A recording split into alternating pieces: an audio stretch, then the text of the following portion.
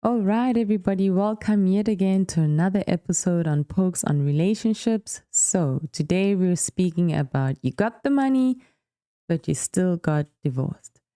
Even though they say that financial strain and the lack of finances is a very big indicator of whether a marriage is going to lead up or end up in divorce or not, we also have a statistic that those that earn over 250K marriages also end up in marital distress or potentially divorce. You might ask yourself, how come this is the case? Obviously, we know that money clearly doesn't solve all the problems. While it may alleviate a lot of pressures, it can also bring in new devils.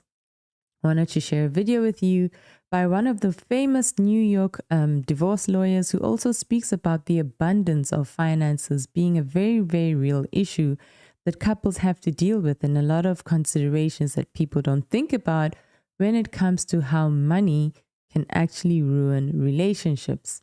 Before I go on, I wanted to share this video with you. I wanted you to have a listen and speak specifically to how this can affect men in relationships and in marriages. Have a listen to this segment. Go the other way with it. When people have lots and lots of economic abundance, suddenly you have the ability that you could cut things in half and you'd still have enough. So the scarcity is no longer there, and people have certain incentives to be able to be like, you know what, I could move out and I'd still be okay. Also, people have money to spare, and just like idle hands are the devil's plaything, disposable income is also the devil's plaything. So people have enough money to have an affair. People have enough money to go out and do irresponsible things, travel more, take more vacations, engage in behaviors that ultimately can lead to, infidelity and some of the other problems that people find in relationships. Again, it can go in a contradictory way, though. An increase in financial abundance can also dull down some of the tensions that were in a marriage that were creating problems, because now there's not the scarcity happening. So you can't really say like, oh, bad economic times, good economic times are good for marriage or bad for marriage. It's not really how it works. It's good and bad for marriage in both permutations for different reasons. That's why I've always said I'm in a recession-proof industry to some degree. Just like brokers, you make money on the up end, you make money on the bottom. So you make money on either one of those things. But I do think if we had more of a cultural awareness about what's going on and how economic changes can correlate with changes in our relationships, I think we'd all be in a better place. Do you think? And so I think that point that he makes is absolutely pivotal. Sometimes we think that the economic changes that are going on around us have no factor in terms of how it plays in and creeps into our personal relationships. And him being a divorce lawyer and obviously having dealt with over 1,000 cases of divorce, I'm pretty sure he's seen quite a lot. And that is what I really wanted to speak about today, is that while definitely money can very much alleviate a lot of stress, it can also really expose a lot of cracks that are already existing in the relationships in the first place. And sometimes, honestly, there might not have been cracks before, but it can start creating cracks. We all speak about the deceitfulness of wealth, and we always say that, oh, money changes people. Yes, I think that money changes people, but sometimes it also exposes people. But the truth is, it's not always the case. When you have to create more disposable income, it often comes with trade-offs. And this is what I wanted to speak to in terms of some of the consideration and factors that can actually affect how the abundance of marriage can actually filter into relationships. If you're a person and you're currently in this situation, I wanted you to just listen up to say, well, you know what? What you're saying is true. We got more abundance, but somehow we feel disconnected. Somehow we've drifted apart. And these are some of the very real reasons why this might be the case. The first thing I think that people don't consider is the trade-off. The time that you have to commit and make and put towards getting more money. It's almost like you can't have your cake and eat it, at least at the beginning stages of creating wealth, especially if you're not bought into wealth, right? If you have to go ahead and work the many hours in order for you to buy back your time or your freedom in terms of finances, this can definitely create a rift in the relationship. Secondly, lifestyle inflation as well. So what it ends up happening, and I find this a lot, not just even in marriages as well, but specifically also with parent relationship situations where you've struggled financially and eventually you make it financially. And then all of a sudden, instead of just doing the things that you used to do to show up for your family, to show up for your spouse, to show up for your wife, you just make a purchase. And then that sort of seems like it solves a problem, but you don't realize that the showing up is what was actually sustaining and creating the connection. And over time, you disconnect and you drift apart because now money and purchases has just kind of become the go-to on throwing up the problem, because it's just easier to do that as opposed to just give of yourself and give of your energy. Power and balance.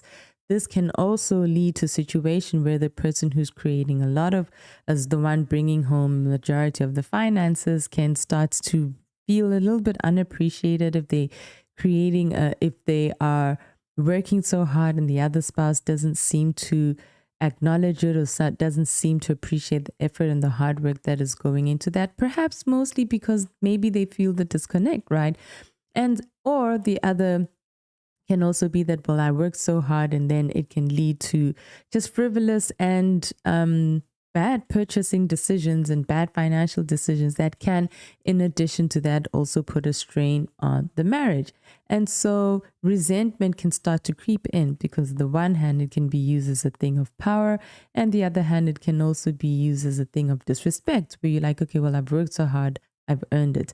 I think ultimately the real issue here is always just two things that I always circle back to when it comes to marriages, and that is connection and communication. And, this is one of the first traps with what abundance of finances can do, is creating secret financial lives. Perhaps you don't want to tell your spouse or your partner that secret financial purchase that you made. And while this might not seem like it's a big deal, it's still breaking trust in a way, because now you're committing financial infidelity, which is actually a very big thing and a very big factor in relationships breaking down.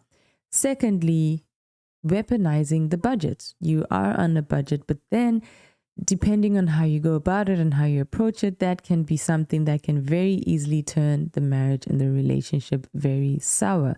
And finally, you're outsourcing connections. So for example, where you used to share a meal together, where you used to cook something, you used to prepare together, because of time, perhaps because of trying to buy back your time, you outsource it to nannies, you outsource it to people who are helping out in the house. And over time, you don't know that what you think you're outsourcing to buy back your time is essentially outsourcing the connection and the things that glued you together.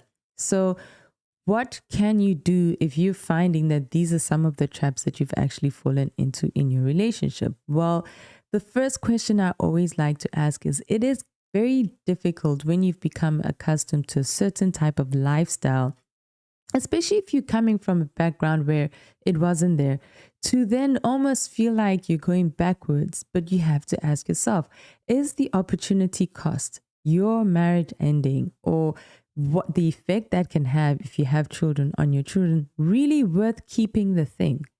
Is the house, are the expenditures, is the lifestyle really that important? Is it more important than something that could never be replaced by money? I always share with people who put a lot of effort in work, put a lot of effort in building your business, put a lot of effort in even their jobs, to say that when you leave your workplace, they're going to put an advert out for your position, and a new person is probably going to assume your position and maybe even do it better than you. Who knows? Right now in your position, probably somebody already wants your position and is gunning for it and will probably try and get rid of you. But your family cannot put an advert out, hey, we need a dad. We need a dad who's going to be present. We also need him to laugh at our jokes. We also need him to be our hype master. And we also need him to come to every single one of our games or every single one of our recitals or whatever you need your dad to show up for. Ultimately, at the end of the day, when the chips are down, the people that are going to feel the effect the most are your family.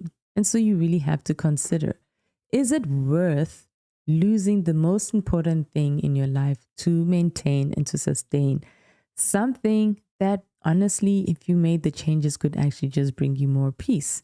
These are some of the questions that you need to ask yourself, because I see a lot of couples struggling to maintain a lifestyle for people that they don't even like, and people that don't even like them and couldn't be bothered and would actually secretly in their heart want their demise. I know that social media hasn't made it easy because of all this pressure that it's putting on us to just portray a particular lifestyle. But I would really want to come out here and be the voice of just truth to say, I think it's just back that as people and as marriages, we just get back to the good old basics. If you're in a situation and you find that your marriage has fallen into this particular trap, then take these following steps that I'd like to share with you next. Number one, ask yourself, what is more important? Your marriage can actually survive. It doesn't have to end because of the deceitfulness of wealth, I say. Let's start off with some transparency. If you find that financial infidelity has become an issue in your marriage, finances have become an issue in your marriage, begin with taking the first steps to have very transparent and honest conversations, no matter how hard it is, even if it could turn into a fight with your spouse. 2, humility. I know that once you have disposable income, it can be very tempting to be like, okay, well, why are you staying in the relationship? And it can be true for both sides, because sometimes the very real reason why people stay is because of the finances. But if that's not the reason, if there was something deeper on why you connected with this person in the first place, then ask yourself, do I actually want this marriage to work? And then if you want to work, then work at it. Work at it and be willing to let go of some of the material things or the things that are physically in the way. There's no need to hold on to it, because honestly, a marriage that can survive a really rocky financial abundant time is way, way better than having to go through the court system of and even just the emotional aspect of it. Because think of it, while people might say marriage is a contract, I think differently. I think marriage is a covenant. And if you are able to not break that covenant, then your life and your heart would be so much at peace, because ultimately your marriage was meant to end either through a divorce or death. And that's why divorce feels so traumatizing, because it literally feels like death, except over and over and over and over and over and over again, because this person is still in your face and you have to deal with it. And 3, share struggles.